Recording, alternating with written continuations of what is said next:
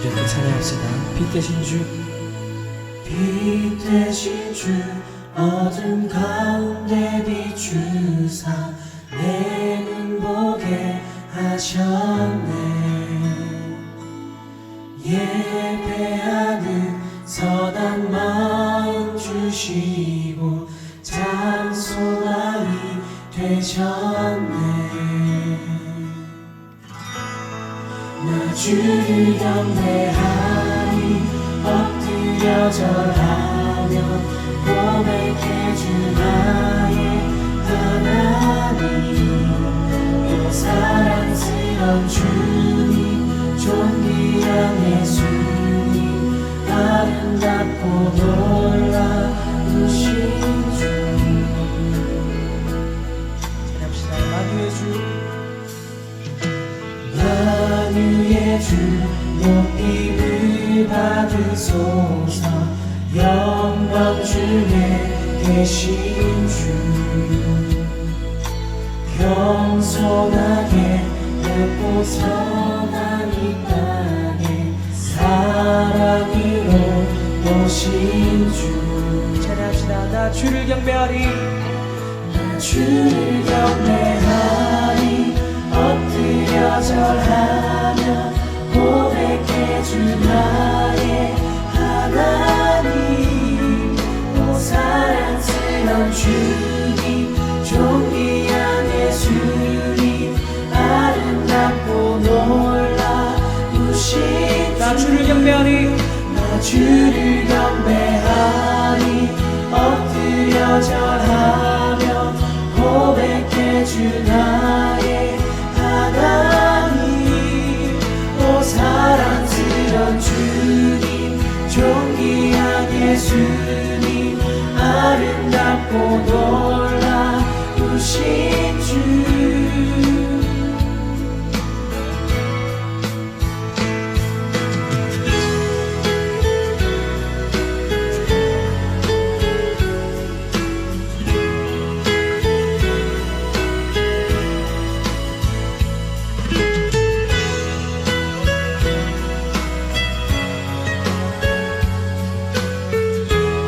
이렇게 잔잔한 마음으로 함께 고백합시다. 다 할 수 없네, 다 할 수 없네 주의 은혜.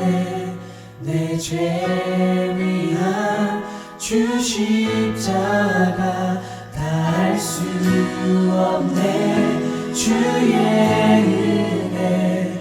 내 죄 위한 주 다시 한번 찬양합시다. 다 할 수 없네.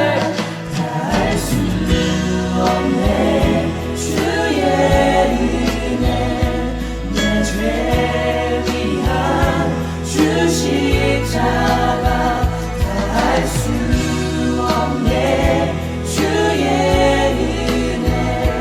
내 죄 위한 주 십자가. 나 주를 경배하리. 나 주를 경배하리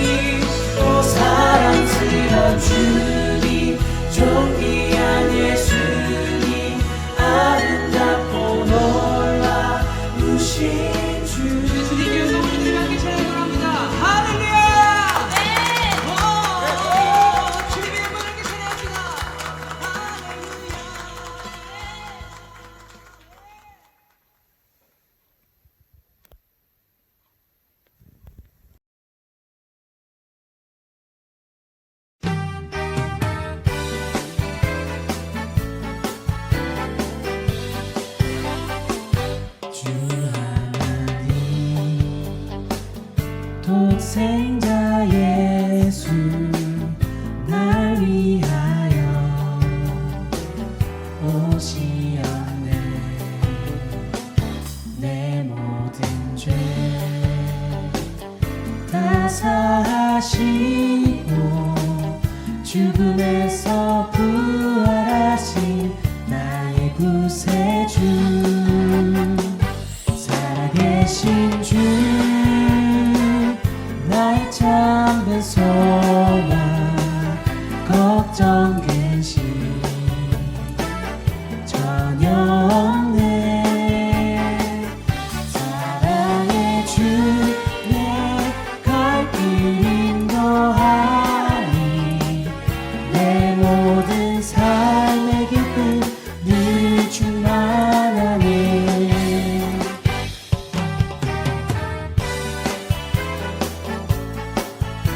이렇게 2절 찬양합시다. 주 안에서 거듭난 생명 오시는 주의 사랑 참 기쁨과 확신 가지고 예수님의 도우심을 믿으며 살리. 살아계신 주 나의 참된 소망, 걱정 근심 전혀 없네. 사랑의 주 내 갈 길 인도하니 내 모든 삶의 기쁨 늘 충만. 다시 한번 찬양합시다. 살아계신 주, 살아계신 주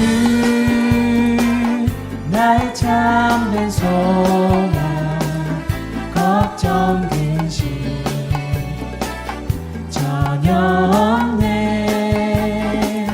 사랑의 주 내 갈 길 인도하니 내 모든 삶의 기쁨 늘 충만. 내 모든 삶의 기쁨, 내 모든 삶의 기쁨 늘 충만하네.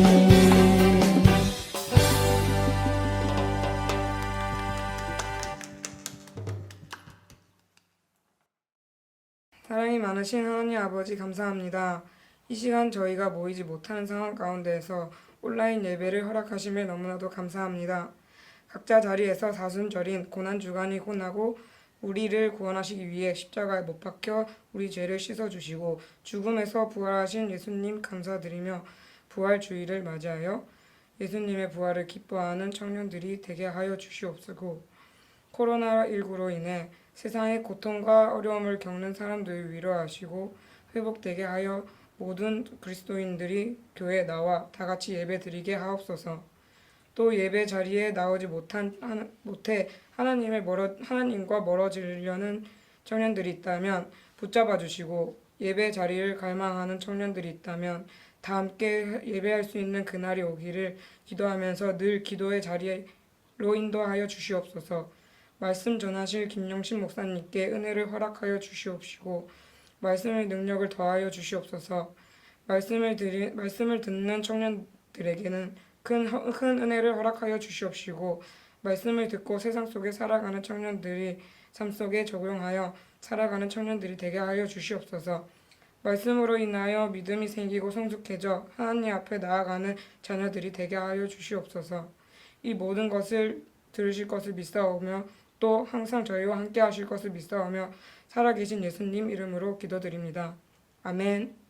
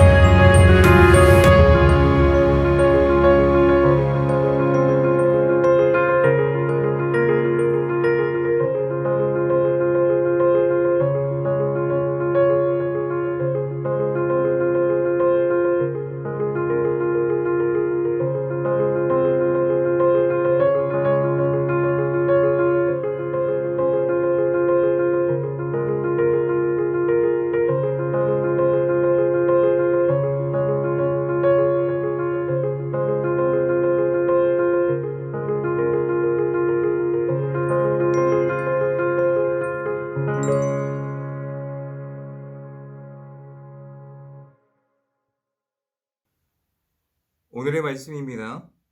고린도전서 15장 20절에서 22절 말씀.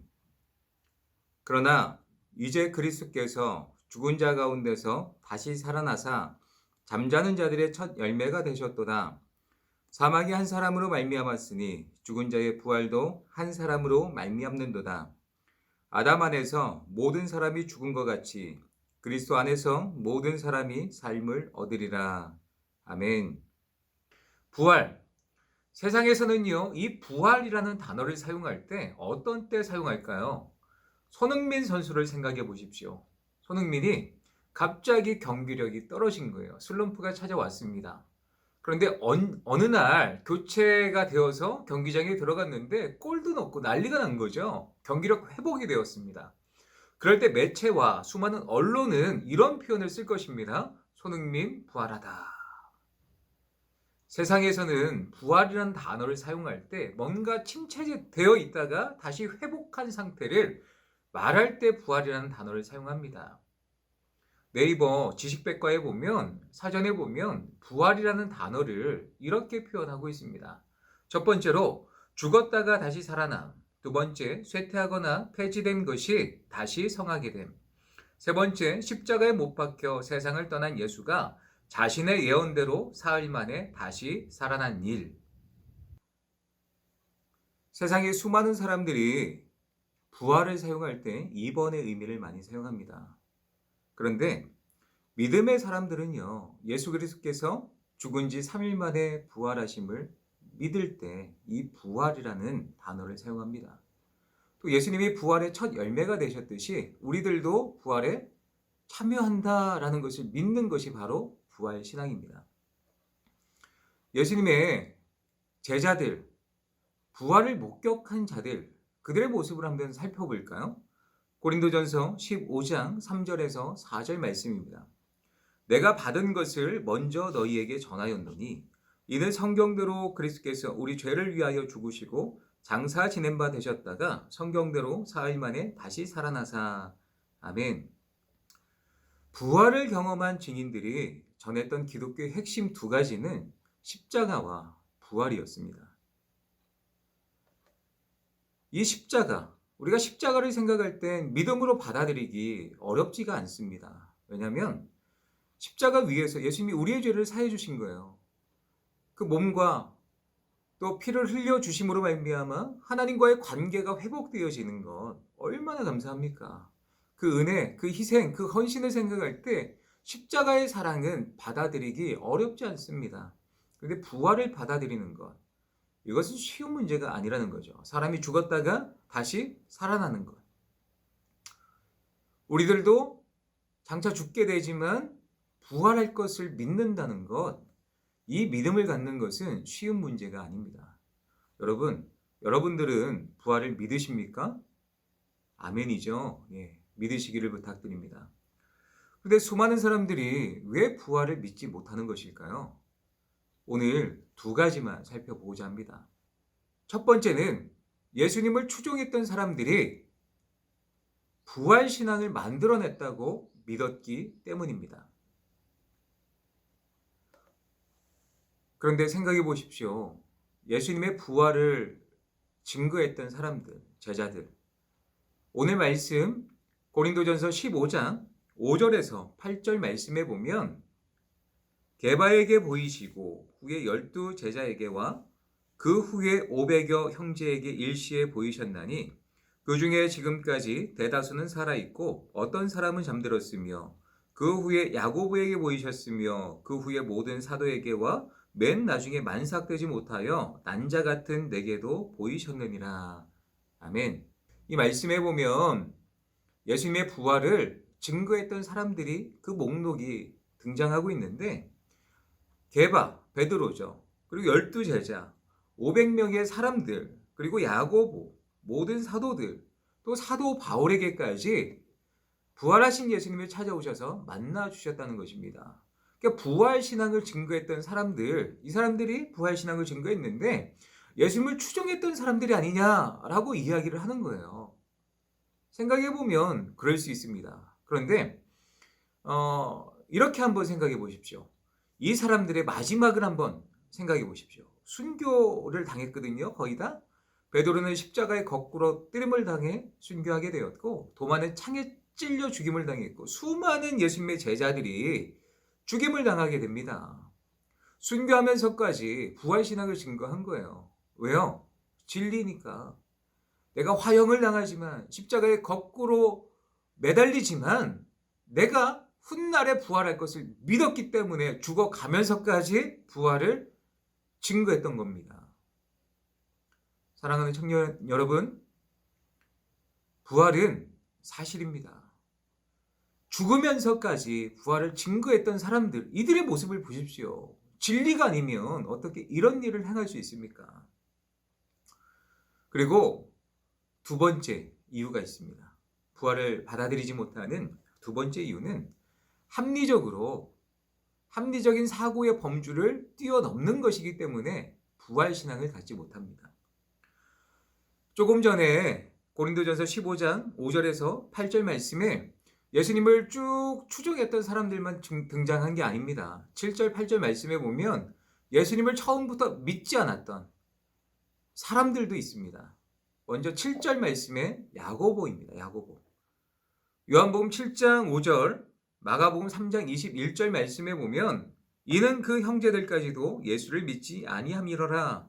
예수의 친족들이 듣고 그를 붙들러 나오니 이는 그가 미쳤다 함일러라. 이 말씀에 보면 야고보는요, 예수님을 믿지 않았습니다. 예수님의 가족들, 형제들은요, 예수님을 미쳤다고 생각한 거예요. 형제들의 입장에서 생각해 보면 예수님은 장남이잖아요. 장남이면 아버지를 도와서 열심히 집안일을 하고 또 형제들을 도와서 가정을 이끌어야 되는데 집 밖에 돌아다니면서 그리스도라고 사람들을 가르치고 사람들을 제자 삼고 있습니다. 이게 형제들의 입장에서 바라볼 때는 이게 이해가 되지 않는 거예요. 또 밖에서 좋은 소문이 들리면 괜찮은데 나쁜 소문이 들리는 거예요. 미쳤다. 네 형이 미쳤다. 그 이야기, 그 소문을 들었을 때 형 예수님을 곱게 볼 수 없었던 것입니다. 또 야고보는요, 상식적으로 생각했을 때 예수 그리스도를 그리스도로 받아들이기 어려웠던 거죠. 내 형이 어떻게 그리스도가 될 수 있을까? 어려서부터 쭉 같이 커왔습니다. 밥도 같이 먹고 잠도 같이 자고 생활도 같이 했어요. 육신의 형으로만 생각을 하지 어떻게 메시아 그리스도로 받아들일 수 있을까? 받아들이기 어려웠다는 거죠. 야고보가요. 야고보는요, 합리적 지성의 영역에서만 예수님을 바라본 것입니다. 생각해보면 우리들도 믿음이 안 자라요. 왜 그렇습니까? 우리의 이 영역을 뛰어넘지 못하기 때문입니다. 합리적인 지성의 영역에서 합리적 판단이 가능한 것들만 받아들이고 우리의 이성에 맞지 않으면 버려버립니다. 부활? 그건 아닌 것 같아. 십자가? 그것도 좀 아닌 것 같아. 기적? 이건 아닌 것 같아. 이것저것 다 떼고 내가 믿고 싶은 것만 믿는 것, 그런 사람들이 있다는 거예요. 그러면 믿음이 자라지 않는다는 것입니다. 하나님은 우리의 지성의 영역에 머무르시는 분입니까? 전혀 아니라는 거죠. 예레미야 33장 3절 말씀에 보면 너는 내게 부르짖으라 내가 내게 응답하겠고 내가 알지 못하는 크고 은밀한 일을 내게 보이리라. 아멘. 이 말씀에 보면 우리 하나님은 얼마나 위대하신 분이냐. 그분께 기도해라, 부르짖어라. 그러면 우리가 알지 못하는 크고 은밀한 일을 보여주신다 약속하고 있습니다. 그렇습니다. 하나님은요, 위대하신 분입니다. 우리의 영역 가운데 갇혀 계시는 분이 아니라는 거죠. 우리의 영역 범주를 뛰어넘으신 위대하신 분이라는 겁니다. 세상을 창조하시고 세상을 통치하시고 다스리시고 모든 것들을 주관하시고 죽음의 권세를 이기시는, 또 부활하신 그 예수님의 능력, 그 능력이 있다는 거예요. 어찌하였건 야고보는 합리적인 사고에 갇혀서 예수 그리스도를 온전히 바라보지 못했습니다. 그런데 그의 삶 가운데 변화가 찾아옵니다. 언제 찾아오냐면 고린도전서 15장 7절 말씀, 오늘 아까 읽었던 말씀인데 그 후에 야고보에게 보이셨으며 예수님이 의도적으로 야고보에게 찾아오셨다는 거예요. 의도적으로 예수님이 동생 야고보를 찾아와서 만나주셨다는 겁니다. 무슨 대화를 나누었을까요? 부활하신 예수님을 만났습니다. 야고보가 야고보 입장에서 생각해 보면 얼마나 미안했을까. 그동안 내가 믿지 못하고 또 합리적인 사고에 갇혀서 인정하지 못했던 예수 그리스도, 부활하신 그 예수 그리스도를 만났을 때 이 야고보는 얼마나 민망했을까 생각을 해보게 됩니다. 예수님과의 대화 가운데 과거의 회상을, 그 추억거리를 꺼내서 소재 삼아서 대화를 이어갔을까요? 아니었을 것입니다. 예수님은 하늘의 비밀을 알려주셨을 거예요. 야고보야, 하늘의 비밀이 있어. 내가 알려줄게. 나는 하나님의 계획 가운데 이 땅 가운데 와서 사람들의 죄를 사해주기 위해서 십자가에 달려 죽었어. 그리고 죽음의 권세를 이기고 부활한 거야. 이건 하나님의 언약 가운데 있었던 그 약속의 성취인 거야. 야고보에게 알려주지 않았을까요? 그리고 더 나아가서 예수 그리스도를 믿는 자, 모든 믿는 자들은 부활할 것이라는 부활신앙을 알려주지 않았을까요? 그랬을 것 같습니다. 그 이후에 야고보는요, 부활신앙을 받아들이게 됩니다. 예수님을 믿게 된 거죠.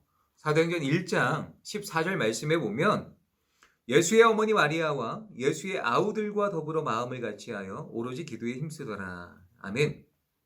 이 말씀에 보면 예수의 아우들이 성령 충만함을 받기 위해서 마가의 다락방에 모여 함께 한 마음으로 기도하고 있습니다. 이 자리에 누가 있는 거예요? 야고보가 있는 거예요. 야고보는 부활하신 예수님을 만나고 그의 삶이 바뀌게 된 것입니다. 그렇게 합리적인 사람이었던 야고보. 내 생각은, 우리 형은 사람이야. 내 형이지 그리스도가 될 수 없어. 이런 생각에 갇혔던 야고보가 이제 어떻게 변한 거예요? 예수 그리스도를 믿게 된 거예요? 부활을 믿게 된 겁니다. 부활신앙은 머리로 이해하는 것이 아닙니다. 부활신앙은 체험하는 것입니다. 부활신앙은 체험하는 것입니다. 여러분, 아직 우리 가운데 부활신앙이 없으시다면 내가 과연 살아계신 주님을 만났는지 한번 곰곰이 생각해 보십시오. 그리고 기도하십시오. 부활의 주님을 만날 수 있도록 예수님, 살아계신 예수님 찾아오셔서 만나주시옵소서. 부활을 경험하길 원합니다. 그러면 부활하신 주님께서 찾아오셔서 우리 가운데 확신을 주시고 우리 가운데 부활 소망을 주실 줄 믿습니다. 고린도전서 15장 20절에서 22절에 보면 우리가 왜 부활신앙을 가져야 되는지 이야기를 하고 있습니다. 함께 읽습니다. 그러나 이제 그리스도께서 죽은 자 가운데서 다시 살아나사 잠자는 자들의 첫 열매가 되셨도다. 사망이 한 사람으로 말미암았으니 죽은 자의 부활도 한 사람으로 말미암는도다. 아담 안에서 모든 사람이 죽은 것 같이 그리스도 안에서 모든 사람이 삶을 얻으리라. 아멘. 이 말씀에 보면 우리가 부활의 소망이 얼마나 좋은지 소개하고 있습니다. 왜 부활신앙을 가져야 되는지 소개하고 있죠. 예수님은 다시 살아나사 잠자는 자들의 첫 열매가 되셨도다. 첫 열매가 되셨도다. 그러면 예수 그리스도를 따르는 자들, 그 따르는 자들이 어떻게 된다는 거예요? 부활할 것이라는 거예요. 우리는요, 죽으면 썩음으로 끝나지 않고 예수님을 믿음으로 부활할 것이다. 예수님께서 분명하게 약속하고 있습니다. 이 진리를 사모하시기를 부탁드립니다. 부활의 첫 열매가 되신 예수 그리스도를 믿으시기를 부탁드립니다. 예수 그리스도를 믿는 자들은 결코 죽지 아니할 것입니다. 이게 진리라는 거예요. 아직 부활의 주님을 경험하지 못해서 믿지 못하는 사람이 있습니까? 성령님께 간구하십시오. 우리가 믿지 못하는 여러 가지 의심이 있지는 않은지, 합리적인 사고에 갇혀서 예수 그리스도를 받아들이지 못하고 있지는 않은지 돌아보시며 성령 하나님 찾아와 주셔서 살아계신 주님을 만나길 원합니다. 머리로 이해하기보다 인격적인 주님을 체험함으로 부활신앙을 따르길 원합니다. 라는 마음으로 살아가는 저와 모든 청년들 되시기를 예수님의 이름으로 부탁드립니다. 기도하겠습니다. 예수님 감사합니다. 예수님이 이 땅 가운데 오신 것은 우리를 구원하시기 위함입니다. 또 십자가에 못 박혀 대속의 주심으로 말미암아 우리의 죄를 사해 주셨고 또 죽은 지 3일 만에 살아나셔서 하나님의 우편에 영원토록 거하신다는 사실도 믿습니다. 부활하심을 믿습니다. 부활의 첫 열매가 되셔서 우리 가운데 부활 소망을 주신 것도 믿습니다. 우리가 그 예수 그리스도를 따르며 영원한 나라를 사모할 수 있는 모든 지체들 될 수 있도록 도와주시옵소서. 감사드리며 예수님의 이름으로 기도드리옵나이다. 아멘. 주기도문으로 예배를 마치도록 하겠습니다. 하늘에 계신 우리 아버지여, 이름이 거룩히 여김을 받으시오며 나라에 임하시오며 뜻이 하늘에서 이루는 것 같이 땅에서도 이루어지리라. 오늘날 우리에게 일용할 양식을 주옵시고 우리가 우리에게 죄의 지은 자를 사하여 준 것 같이 우리의 죄를 사하여 주옵시고 우리를 시험에 들게 하지 마옵시며 다만 악에서 구하옵소서. 대개 나라와 권세와 영광이 아버지께 영원히 있사옵나이다. 아멘. 할렐루야. 우리 모든 청년들 일주일 동안 하나님의 은혜 가운데 부활신앙을 증거하며 확신 있는 삶을 살아가시기를 예수님의 이름으로 부탁드립니다. 샬롬. 다음 주에 만나요.